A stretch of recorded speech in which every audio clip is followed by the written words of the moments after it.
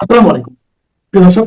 অন্য মঞ্চের আলোচনায় আজ আমাদের অতিথি হিসেবে আছেন গত পরশু রবিবার 14ই মার্চ পশ্চিমবঙ্গ বিধানসভার আগামী নির্বাচনের নির্ঘণ্ট ঘোষিত হয়েছে, খবর আপনারা জানেন।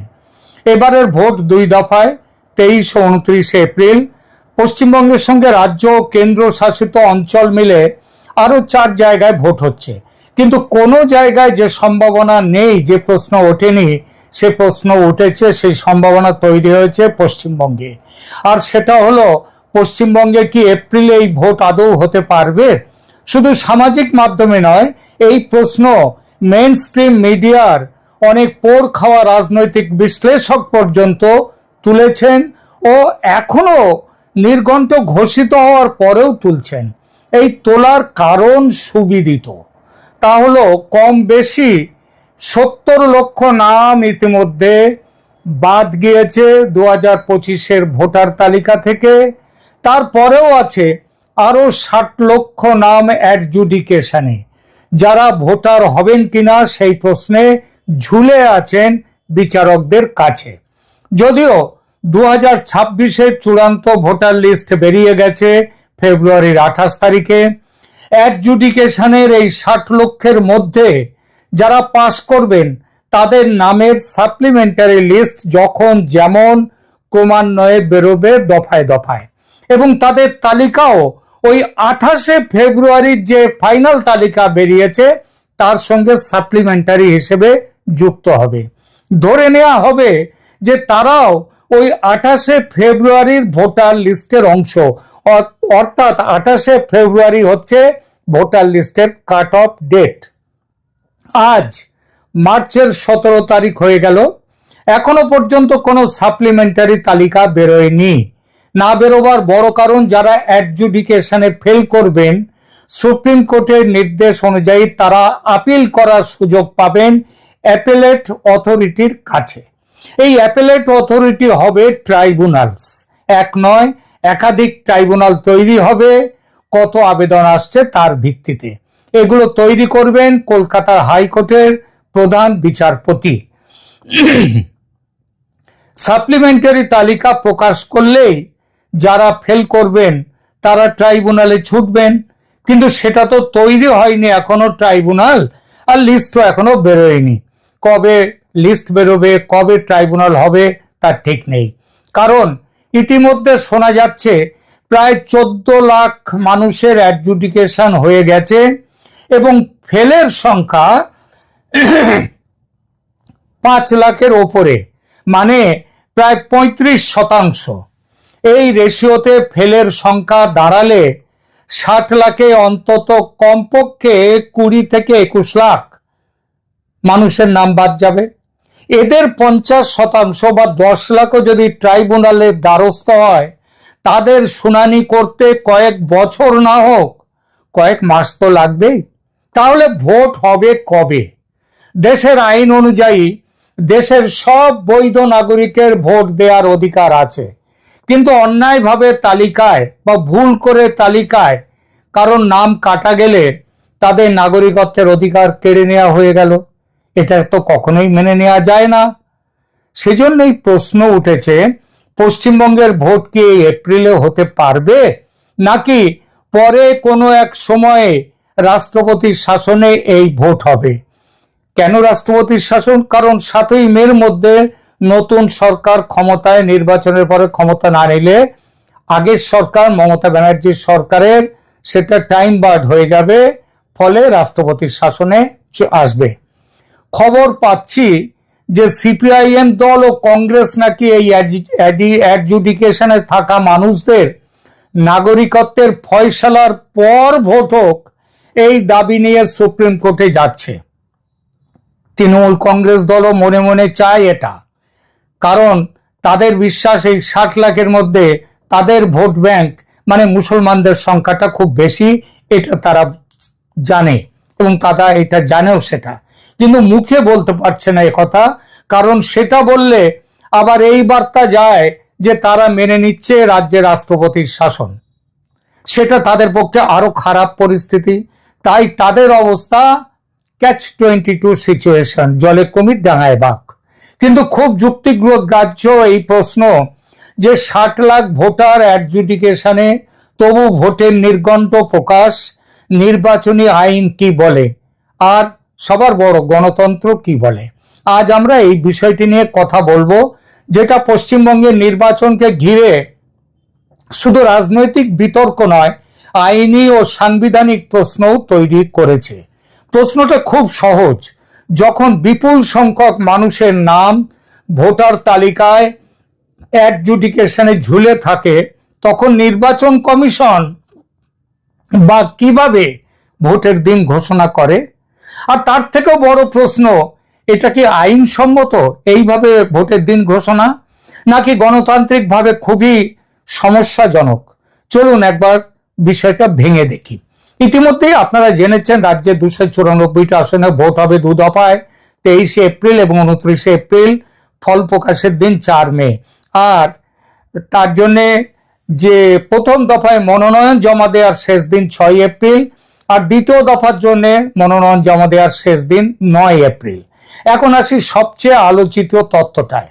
পশ্চিমবঙ্গের চিফ ইলেকটোরাল অফিসারের 28 ফেব্রুয়ারির সরকারি প্রেস নোট অনুযায়ী ওই দিন ফাইনাল ইলেকটোরাল রোল প্রকাশিত হয়েছে। সেই নোটে বলা হয়েছে মোট ইলেক্টরের সংখ্যা রাজ্যে 6,44,52,609, কিন্তু এর মধ্যে 60,06,675 নাম আন্ডার অ্যাডজুডিকেশন, অর্থাৎ প্রায় 60 লাখেরও বেশি মানুষকে ঘিরে সিদ্ধান্ত 28 ফেব্রুয়ারিতে ঝুলেছিল।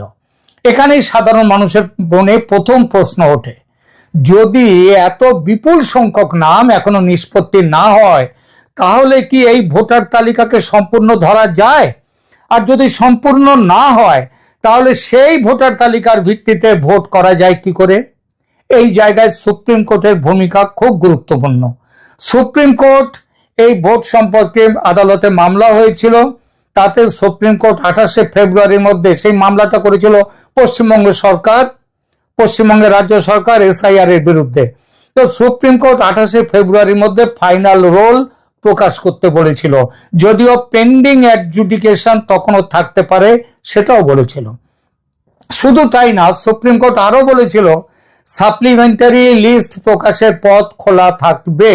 অর্থাৎ আদালতের কাঠামোটা ছিল এরকম, প্রথমে একটা ফাইনাল রোল প্রকাশ করো, পরে যাদের মামলায় মিটবে তাদের সাপ্লিমেন্টারি লিস্টের মাধ্যমে যুক্ত করো।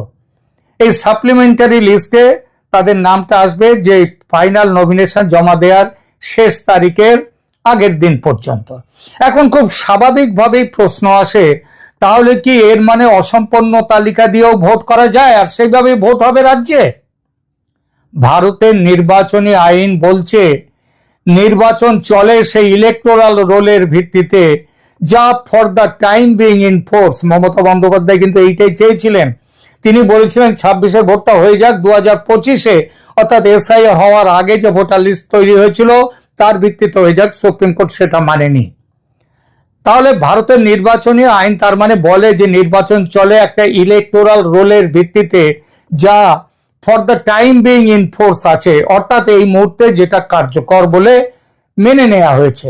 এখানে আইন শতভাগ নিখুঁত তালিকা তৈরি করার কথা কিন্তু বলছে না, বলছে আইন অনুযায়ী কার্যকর তালিকা তৈরির কথা, আর সেইটাকেই মেনে নেওয়ার কথা।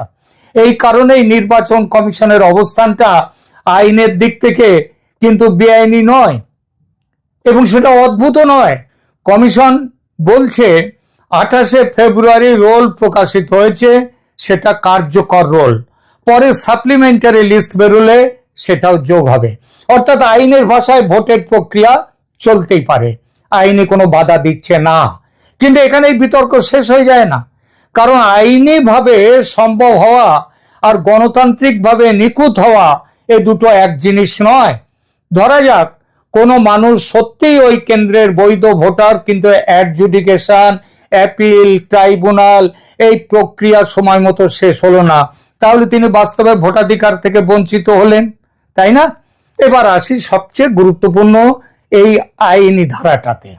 Representation of the people's act 1950 section 23/3 এই ধারা বলছে নমিনেশনের শেষ তারিখ পেরিয়ে গেলে এবং নির্বাচন শেষ না হওয়া পর্যন্ত নতুন ইনক্লুশন, ডিলিশন, কারেকশন বা ট্রান্সপোজিশন এগুলো করা যায় না। অর্থাৎ আইন একটা কাট অফ ডেট ধরে নিয়েছে, যেটা সব আবেদন, সব আপত্তি, সব অ্যাপিল শেষ না হওয়া পর্যন্ত অপেক্ষা করতে হবে, এমন কোনো কথা আইনে বলেনি। এখানে সেই তারিখটা হলো কাট অফ 28শে ফেব্রুয়ারি। তার মানে খুব সহজ ভাষায় বিষয়টা দাঁড়ায় এমন, নির্বাচনী আইনের কাছে সবচেয়ে গুরুত্বপূর্ণ কথা হলো কোন দিন পর্যন্ত নাম তোলা যাবে। সবাইকে ন্যায় বিচার দেয়া গেল কি গেল না সেটা আলাদা প্রশ্ন, কিন্তু ভোটের ক্যালেন্ডার আইনের চোখে কাট অফ ডেট মেনেই এগোয়। এই জন্যে আমরা বলছি অ্যাডজুডিকেশন যদি শেষ নাও হয়, অসমাপ্ত থাকে যদি, তাহলে ভোট আটকে যায় না, যাবে না। এটা শুনতে কঠিন লাগতে পারে, কিন্তু আইনের কাঠামো এমনই। এখন অনেকেই বলেন এমন তো আগেও হয়েছে, ভোটার তালিকায় নাম বাদ গেছে, ভুল হয়েছে। অনেকে অভিযোগ করেছেন এর আগের বার ভোট দিয়েছেন কিন্তু এবার তাদের নাম ইচ্ছাকৃতভাবে কেটে দেয়া হয়েছে, কারণ তারা শাসক দলের পক্ষে নয়। এবং শাসক দলের মানে রাজ্য সরকারের কর্মচারী যারা, তারাই তো এগুলো করে, এইসব নাম ভোটার লিস্ট আপডেশন করা। সুতরাং অনেকে অভিযোগ করেন ইচ্ছাকৃতভাবেও নাম বাদ দেওয়া হয়েছে। তবু সেই কারণে কোনো নির্বাচন হয়নি, কিংবা নির্বাচন সঙ্গে সঙ্গে বাতিল হয়েছে কি কখনো? হয়নি। এবার না হয় অন্যবার না হয় এক একটা বুথে হয়তো 10 জন কি 5 জন তাদের নাম পাওয়া যায় না, নাম কাটা হয়ে গেছে ভুল করে, তারা বেঁচে আছে। এবার নয় সংখ্যাটা বেশ বেশি, কিন্তু আইনের কাঠামোয় বেশি কম বলে কিছু নেই। সুপ্রিম কোর্টের একটা পর্যবেক্ষণ বলি। লক্ষ্মী চরণ সেন মামলার রায়ে বলা হয়েছিল, সুপ্রিম কোর্ট বলেছিল ইলেকটোরাল রোল রিভিশন একটি কন্টিনিউয়াস প্রসেস এবং রিভিশন চলতে থাকলে লাস্ট পাবলিশড রোল অকার্যকর হয়ে যায় না। মানে 28শে ফেব্রুয়ারির তালিকা, তারপরে এত লোকের নাম অ্যাডজুডিকেশন আছে বলেই ওই 28শে ফেব্রুয়ারি যেটা লাস্ট পাবলিশ হয়েছে যে ইলেকটোরাল রোল, সেটা অকার্যকর হয়ে যায় তা নয়। সুপ্রিম কোর্টের এই পর্যবেক্ষণ থেকে একটা বড় নীতি বেরোলো যে নির্বাচন ব্যবস্থাকে অনির্দিষ্ট কালের জন্য ঝুলিয়ে রাখা যায় না, যাবে না।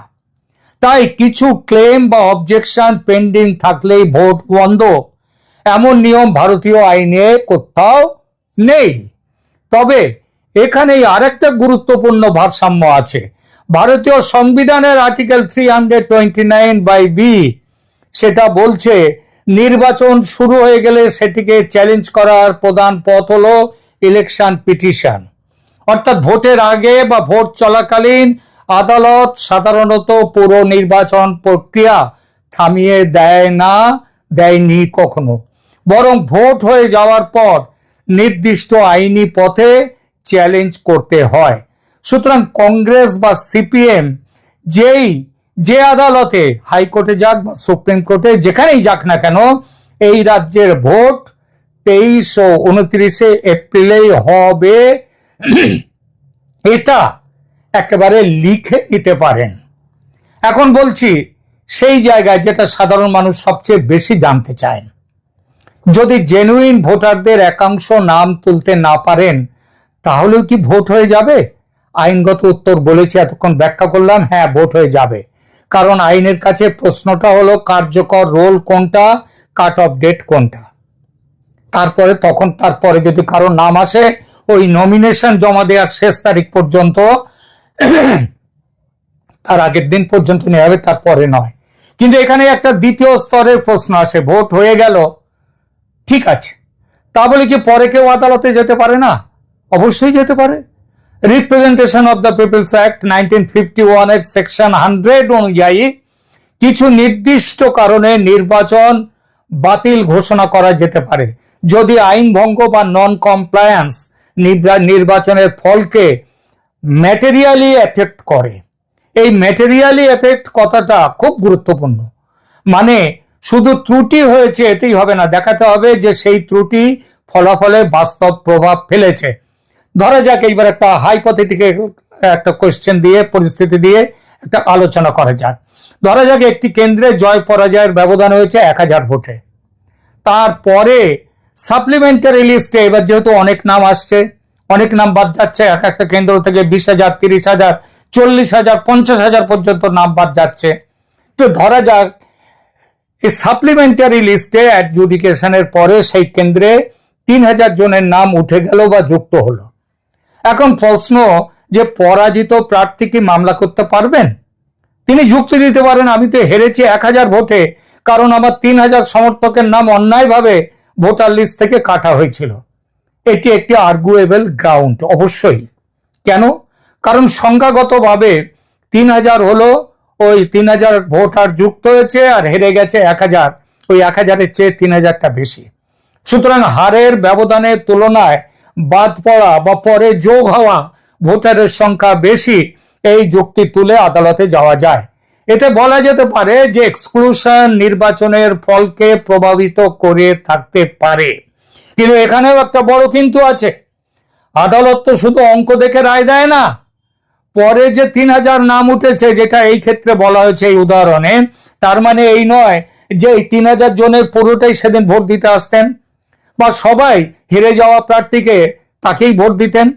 তাই শুধু 3,000 বেশি 1,000 কম এই হিসেবে ফয়সালা হবে না। আরো একটা আইনি সমস্যা আছে এখানে।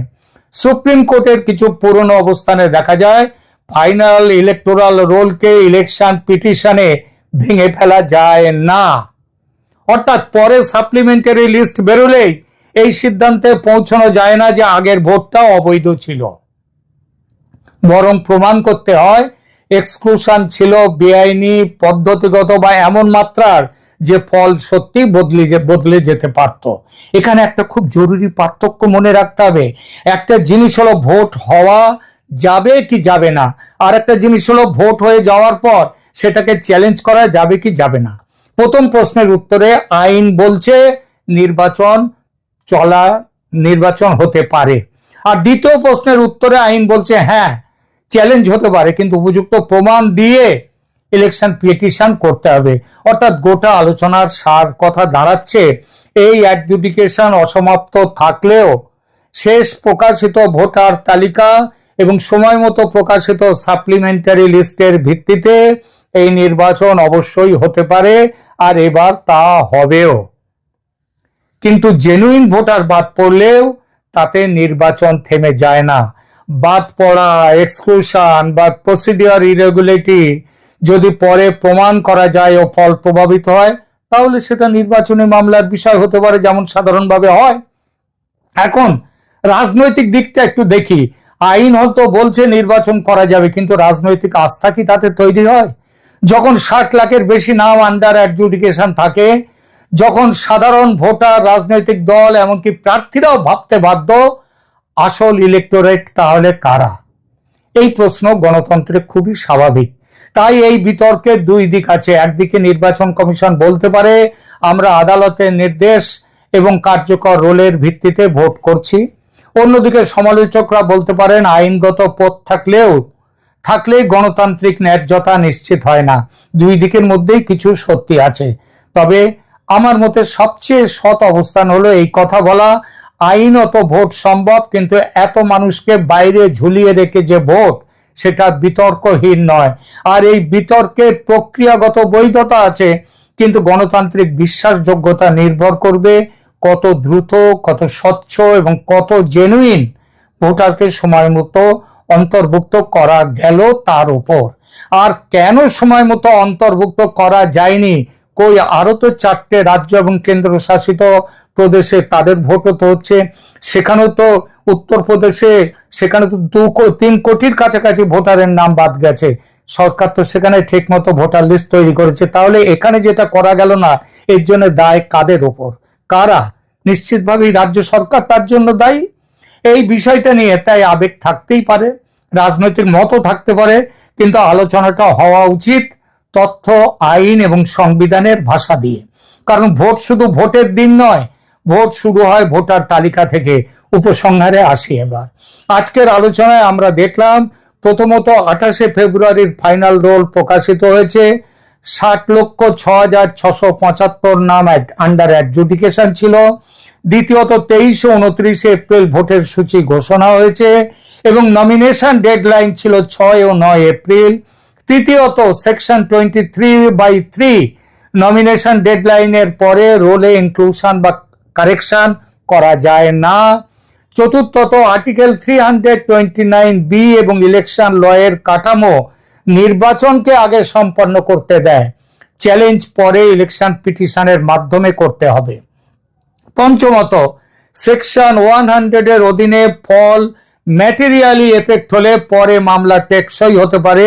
এই ছিল আজকের আলোচনা এবং আলোচনার মূল নিষ্কর্ষ বেরিয়ে এলো এই: পশ্চিমবঙ্গের ভোট পিছিয়ে যাচ্ছে না কোনো রকমেই, ঘোষিত তারিখেই ভোট হবে। আজ তো গতকাল তো বিজেপি তাদের ভোটার লিস্ট বার করেছে, ভোটার লিস্ট নয়, তাদের প্রার্থী তালিকার 144 জনের একটা লিস্ট বার করেছে। ভবিষ্যতে তারা বার হবে, অন্যান্য দল এখন সেভাবে বার করেনি। কত নাম অ্যাডজুডিকেশন বা ট্রাইব্যুনালে পেন্ডিং থাকলো তাই সেই সংখ্যার কোনো গুরুত্ব নেই। রাজনৈতিক দলগুলো ওই কোর্টের দিকে না তাকিয়ে নিজেদের মাঠ তৈরি করার দিকেই এখন নজর দেওয়া উচিত। রাখছি, ধন্যবাদ।